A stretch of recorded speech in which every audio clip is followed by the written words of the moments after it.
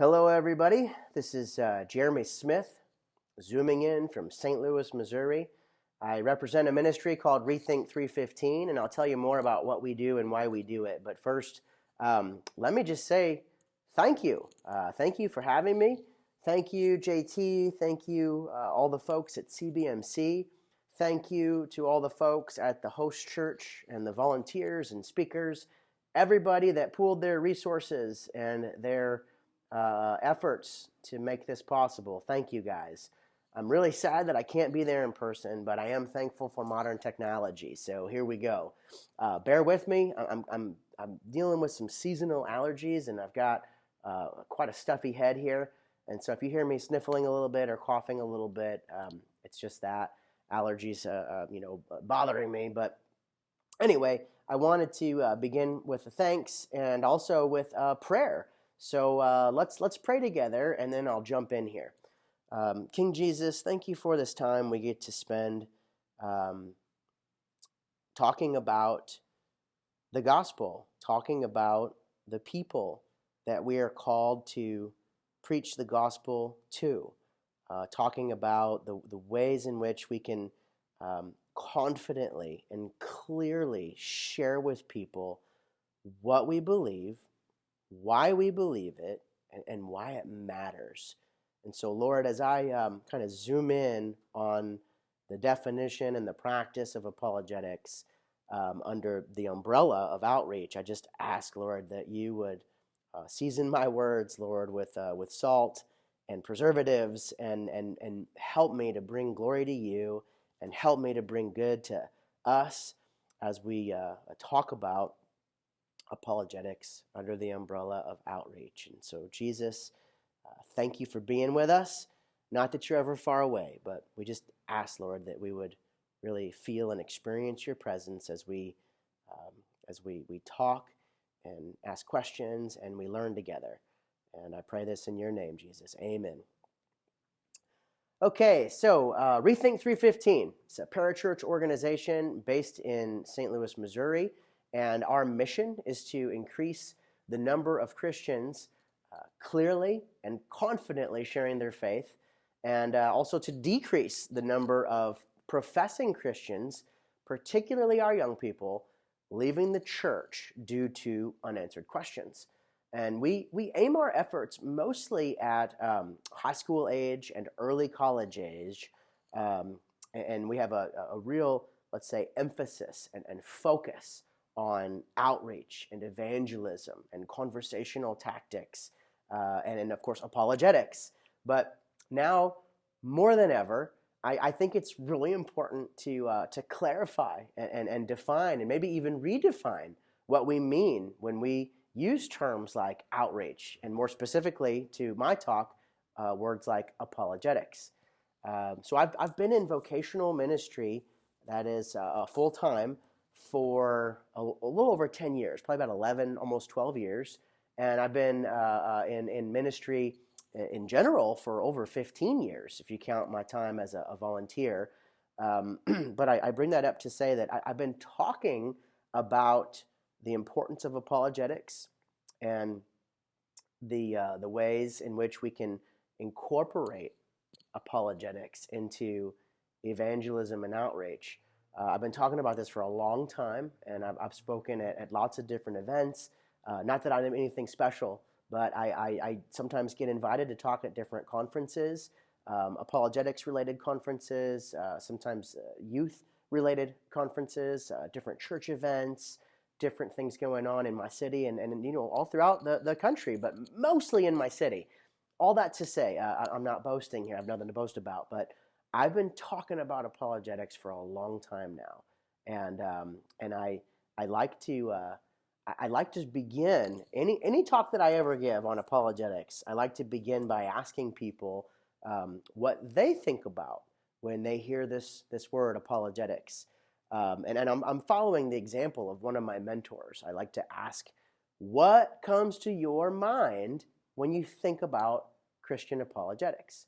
And answers, they vary, but we usually end up with a pretty predictable and let's say even a narrow list of words.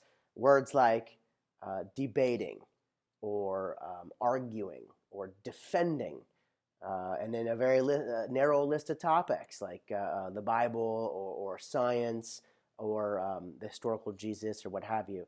So again, debating, arguing, defending, science, the Bible, etc. These words, these terms, these are things that come to people's minds. I had some fun. This was a couple months ago. I asked this same question on Facebook, and I have a pretty diverse group of friends on Facebook, and I asked, what comes to your mind when you think about apologetics? And I got a lot of these answers: debating, arguing, defending, etc., etc. But there was a pastor in St. Louis, and he cracked me up with his answer. He said, what comes to his mind when he thinks about apologetics are nerds and jerks. And that's fair, right? Like I have to laugh to keep from crying. I think that apologetics, the practice of apologetics, and then apologists, those of us that are practicing and advancing apologetics in the church, that maybe we need a rebrand, or maybe we need a little help with our PR, because what comes to a lot of people's mind is really not the things that we would want to associate with Christians talking about the gospel.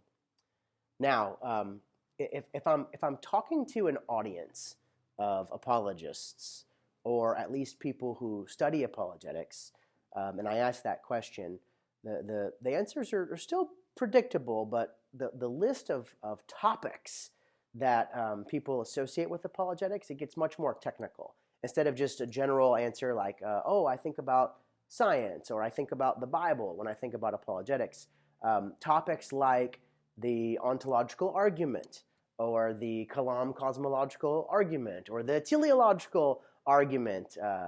These things are brought up, or perhaps even the minimal facts approach to Jesus' resurrection, or the problem of evil and suffering. Either way, definitions and descriptions of apologetics, as well as the topics that people associate with apologetics, are pretty narrow and pretty limited. And while I'm unable to ask you guys this question on the spot because I'm zooming in, hopefully we can talk more during the interactive portion, the Q&A portion of this talk, about what comes to your mind. But anyway, the reason I bring all of this up is because while all of these technical terms, all of these topics, all of these descriptors, these fit comfortably under the umbrella of apologetics. So while these things are definitely okay to associate with apologetics, I want everybody to know, at this conference in particular, but everybody that might even catch this video, there's room for a whole lot more. There's room for more than just the cosmological argument, or a debate, or a defense. And I want you guys to really, really get this, because unless you're the type that is inclined towards argumentation and debate, unless you're the type that's disciplined, or let's say motivated enough to study and master a list of very technical topics, you might feel like apologetics is not for you. You might feel like it's not for your church or not for your ministry. And that's why I want to expand our definition. I want to expand it. And so let's take a few minutes to unpack and to rethink the definition and practice of Christian apologetics, especially in terms of how it relates to outreach, and the kinds of conversations we're having, and the kinds of questions that we're being asked by non-Christians, or even by doubting Christians or hurting Christians. And that's really important. All right, so let's start with 1 Peter 3:15, and let's take a look at this Greek word, apologia. Now I'm not a language expert, but it's important, I think, to know that we get our word apologetics from this root word, this apologia, and it's again, I'm not a language expert, but from what I have been taught and what I understand, it's most often translated to mean a verbal defense.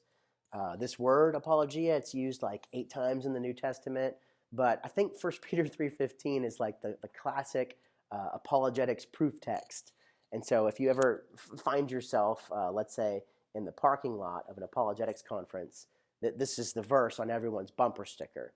And by the way, this is the 315 of Rethink 315. So we're asking pastors and parents and grandparents and ministers and parachurch leaders, we're asking them to rethink 1 Peter 3:15. And so let's do that now. Let's think about this again. What exactly does 1 Peter 3:15 say? It says this, I'm reading from the ESV, "In your hearts, honor Christ the Lord as holy, always being prepared to make a defense or an apologia to anyone who asks you for a reason for the hope that is in you, yet do it with gentleness and respect."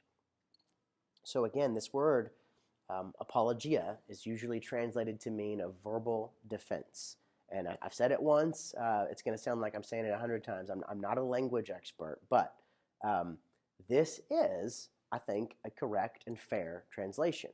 However, the legal tone and the courtroom connotations, they sometimes overshadow the broader meaning, or let's say the intended meaning. So when the author of 1 Peter was writing this, they had intentions. They wanted to get a point across. When they were talking about apologetics, or let's say when they were talking about giving an apologia, not apologetics specifically, but an apologia, there was a meaning behind that. There was a meaning. And this argumentative undercurrent, I think, is somewhat of a later addition. And it can be a real turnoff, or at least a stumbling block to those of us who are not lawyers. It can be a turnoff to those of us who aren't exactly comfortable turning everyday conversations into legal hearings or debates. And I get that, and I mostly agree. So what is an apologia if not a verbal defense? Well, I'm so glad you asked, because it's not less than a defense, but it's more than a defense.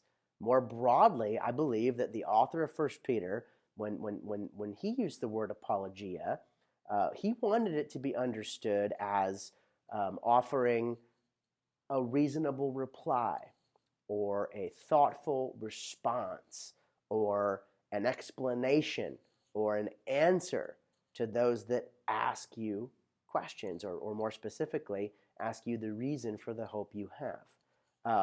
As one of my mentors always say, apologia is most easily defined as offering a word back.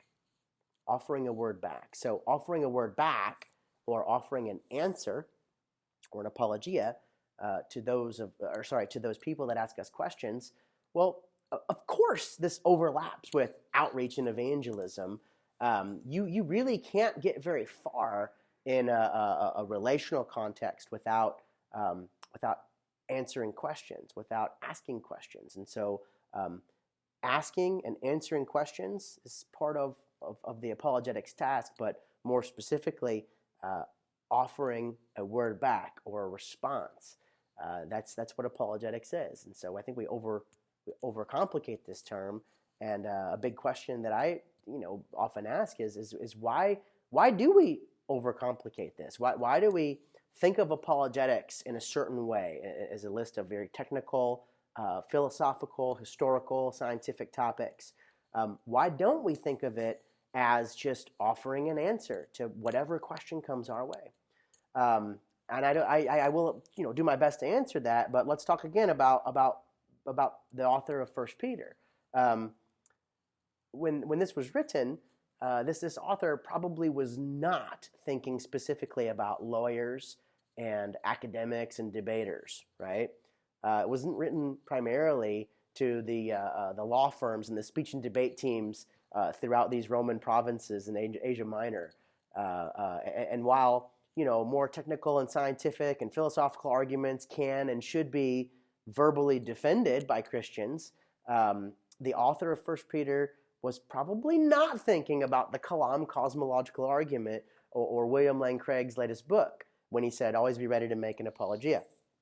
As a matter of fact, and I've been dancing around this, but if you just look at the context of 1 Peter, the questions that Christians were being asked to answer would probably seem really weird to modern day apologists. I think this is really fascinating. Again, this was a letter written to a specific audience in a specific place at a specific time with a context. And I'm curious to know, just with a show of hands, I can't see you, but raise them anyway. How many of you have been asked to give an answer or an apologia against charges of cannibalism? Anyone? Anyone? What about charges of atheism? What about charges of incest? Well, that may seem sort of silly to us in our cultural moment, but it wasn't silly to the readers of Peter's letter. Peter's readers in these Roman provinces were thought to be atheists. Why? Because they rejected the Roman gods. They were thought to be cannibals. Why? Because they're talking about eating Jesus's body and drinking his blood. They were thought to be incestuous. Why? Well, they were making statements like, "I love you, brother," or "I love you, sister." And so a first century Christian would be responding to first century questions asked in a first century context. And so here's a big point. Different people ask different questions at different times. And then I would add in different contexts. So defending against charges of cannibalism is not commonly associated with Christian outreach or apologetics these days. But those questions, they were very common when Peter was writing this letter. And so, it's important for us to ask, what are the questions that we're fielding? What are the kinds of questions that the people that we're talking to ask? What are we hearing? What are we fielding in our circles of influence, in our communities? Do they match up with the contemporary topics that we commonly associate with Christian apologetics? It's a very important question. And let me just ask you guys, again, show of hands.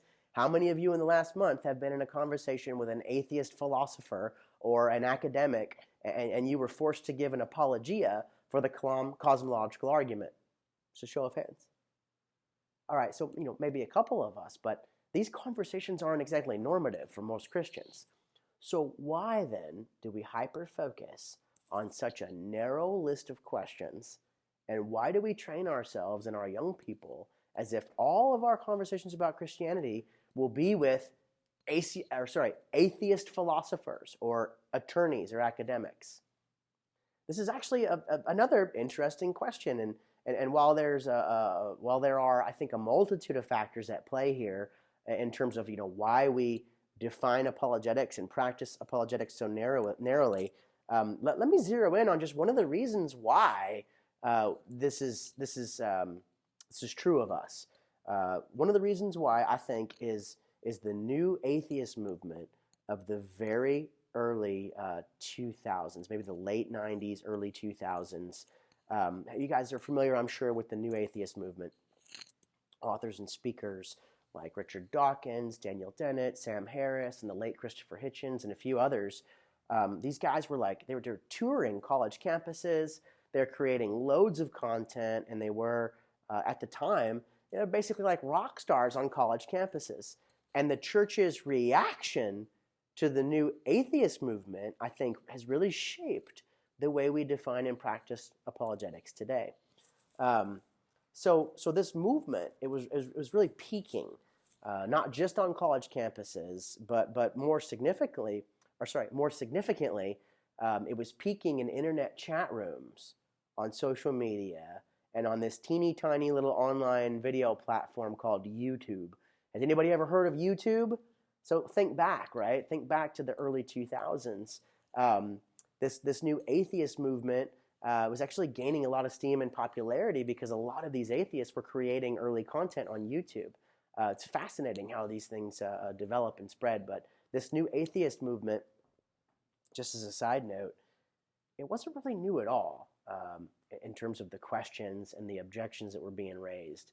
The libraries of the Western world, they were, and they still are, full of books containing those types of questions and that brand of objections that was being raised up by this new atheist movement. And there were libraries also filled with books that offer reasonable answers to those questions and objections. It's just, unfortunately, very few people, especially Christians, ever read those books. But these new atheists, they popularized, I think, and they breathed a new life into these very specific questions and objections, and then they brought them to a much broader audience. And so, in turn, I think there was this reaction from the church and a bit of a resurgence in evidential Christian apologetics or classical apologetics. And this is just one of several branches, by the way, of Christian apologetics. There's presuppositional, Reformed, et cetera, but I digress. Anyway, just to bring this down to earth, during this time, again, early 2000s, new atheist movement on the rise, right? Maybe peaking. Pastors, parents, grandparents, and Christians just like you, they were suddenly noticing that conversations with young people in the church, conversations with young people at the dinner table or online, they were taking new and unexpected turns. So not all, but a lot of these conversations were sprinkled with objections and questions that were popularized by this new atheist movement. And it seemed, I think, to a lot of parents and pastors and grandparents that just out of nowhere, young people's explanations for not attending church or for not reading their Bibles or for kissing Christianity goodbye, if you will, that their explanations and the types of objections and doubts and arguments that young people were bringing up, it just started sounding different. It just started sounding different. I joke around and I say that, conversations started sounding like this. No, Mom, I'm not bailing on God because I want to sleep with my girlfriend. I'm bailing because, well, we just can't trust the reliability of the Bible. And science trumps the book of Genesis. And evil and suffering disproves the Judeo-Christian God. And Jesus, if he even existed, was just a hippie mystic, motivational speaker who got himself killed for illegal public gatherings. And now I got to go because I got a date with my girlfriend. Anyway, terrible impression, but good point. Just like that, I believe the new atheists and this sort of resurgence in the new atheist questions and objections, that just became like the evangelical boogeyman, and this was just another one of those monsters that everyone was whispering about, and so the church responded, and there was a renewed interest in evidential apologetics, and for me, I wasn't upset by this because I had a very busy 10 years working full time in apologetics ministry that's sort of focused on young people. But if you look at the national stats, or if you just look at the surveys that are out there and the scholarship and the data, hardline atheists were and still are just a very tiny demographic. You could even say they're a minority, albeit a vocal minority. But the squeaky wheel gets the oil, as they say. And so, were these questions brought up by the new atheist movement important to answer? Yes, of course. Are they still important? Yes, of course. But to the point I raised earlier, different people ask different questions at different times in different contexts. And you've heard the saying, when all you have is a hammer, well, everything starts to look like a nail. So as you're thinking about apologetics under the umbrella of outreach, just keep that in mind. So when the questions change, it's important for us to not insist on recycling the same old answers. When we do that, we lose touch with younger generations and we become less relevant. And I know that's a controversial word, but let me be clear here. When I say relevant, I don't mean that in like a buzzword kind of way. And also, it's important to remember that the biblical narrative from Genesis to Revelation, that is creation, the fall, the law, the prophets, redemption in Christ, and then ultimately restoration in Christ. This will never be irrelevant, right? The biblical story Genesis to Revelation will always be relevant. And Jesus will always be the ultimate answer to every question, okay? So don't hear what I'm not saying when I make a case for the importance of apologetics, right? Don't hear what I'm not saying. The biblical narrative is priority number one. But the way we explain this and the way we answer questions about it, that's important. That's really important. And what I'm talking about here, and I'll say it again, is that depending on your social circle, depending on where you work, depending on where you go to school, where you study, the kinds of people you're interacting with, you're going to find that different people ask different questions at different times in different contexts. What I'm talking about here is it's the differences between Peter's readers being asked questions about cannibalism versus a college kid in a philosophy class being asked questions about, let's say, the uncaused first cause or the unmoved mover. That would be the Kalam cosmological argument. Versus more current high school kids today being asked questions about mental health or racism or gender norms or Christian nationalism or, pick your question. Different people ask different questions at different times in different contexts. And so to Gen X and older that might be here listening to me, think about the typical list of questions your pastors, your parents, grandparents were used to answering. Just think about it. Older questions may have been like, where would I go if I died tonight? Or what does the Bible say about, and now insert your denominational distinctive here, or which Bible translation is the best? Or how do I find a good spouse of the opposite sex? Or how do I pick a good church? Or if you were Southern Baptist, how do I convince my Reformed friends that Jesus only ever drank grape juice? So those questions, they were relevant and are still relevant in different pockets of community and culture, but that playbook that we were using, and again, I'm talking to some of the older folks in the room, that playbook made sense for a certain season. Why? Because those were the questions being asked. Some of them are still being asked, but we've got to change up our plays. We've got to change up our plays depending on what teams we're playing or what season it is. So anyway, another more recent season of questions was informed almost exclusively by the new Atheist Movement. So fast forward just a bit from the questions that I just asked. The new Atheist Movement, and again, my point in even bringing it up is because I think this is why we are so hyper-focused on these technical topics and these very narrow definitions of apologetics. That playbook was the one, I think, that popularized or repopularized the practice of apologetics. And a lot of evangelists and a lot of people that are interested in outreach, they're still using it. But it's like we're stuck in this never-ending season. And a lot of those plays, they don't work the way they used to. The gospel is always true and always relevant, but the way that we talk about it or the things that we emphasize or the way we answer questions, that's going to change. Gospel is held in a tight fist, but our methods, those are in an open hand, as I've heard people say. Anyway, after 15 years in youth ministry, I can tell you, young people these days, they're asking a lot of different questions. And not many of these questions are being answered in Lee Strobel's latest book. There's questions about mental health and medication and questions about the environment and sustainability. I mentioned earlier questions about, Christian nationalism or whether or not CRT, critical race theory, is compatible with Christianity. Questions about institutional mistrust, about the increasing mistrust of authority, from parents to police to pastors. Not to mention the very complex questions about sexuality, gender norms, identity.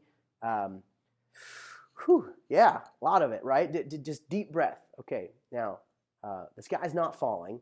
And while these are not simple questions to answer, I think it's really important for us to remember that even though I'm making a case here for rethinking apologetics, I want to say that there's nothing new under the sun, okay? God is not surprised by what we're dealing with in our cultural moment. Again, nothing new under the sun, but as some of you may have heard me say before, the shadows cast different shapes depending on what time it is. And so, a question we need to ask now is, what time is it? What time is it? Because different people ask different questions at different times in different places in different contexts. And so that's important for us to ask, what time is it? As one apologist puts it, the gospel is never heard in isolation.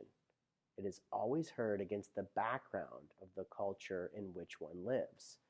And culture, it changes, it moves, it morphs, it evolves. So what time is it? What culture are we living in now? And so that's the question, right? What is the background noise that our young people are hearing as they're trying to process the gospel or process truth claims or process the Bible? What's buzzing in their ears?